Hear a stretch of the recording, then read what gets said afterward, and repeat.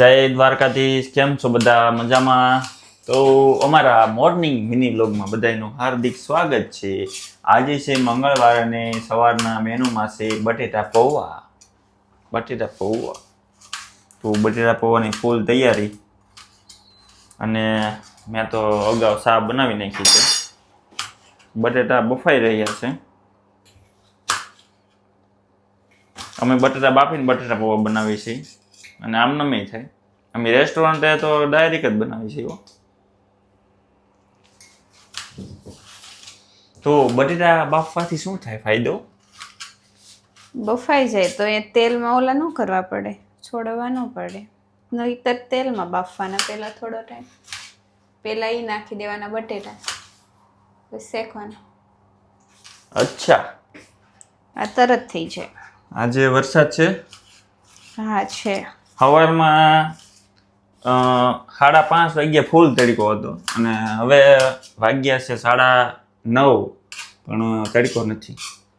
હમણાંથી ખબર નહીં કેમ આ વેધર અત્યારે બહુ ખરાબ થઈ ગયું છે જર્મનીનું. આ નકર ગયા વર્ષે અત્યારે ફૂલ મસ્ત મજાનો તડકો હોય, પણ આ વર્ષે તો ખબર જ નહીં. અહીંયા કાપી નાખ્યો ઉનાળો, ડાયરેક્ટ ચોમાસું. જો કે અહીંયા તો ચોમાસું ને એવું કાંઈ હોય નહીં.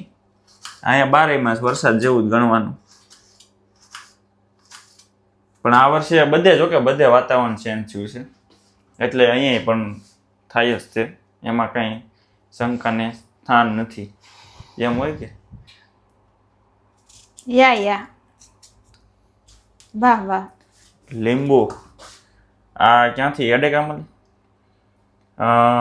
એડેકામાં એક લીંબુ મળે છે 0.65 સેન્ટનું, અને આ છે 59. 59 ભાવ ઘટ્યા છે.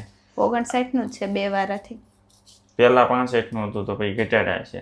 એડાકામાં એક લીંબુ મળે છે 59 સેન્ટનું.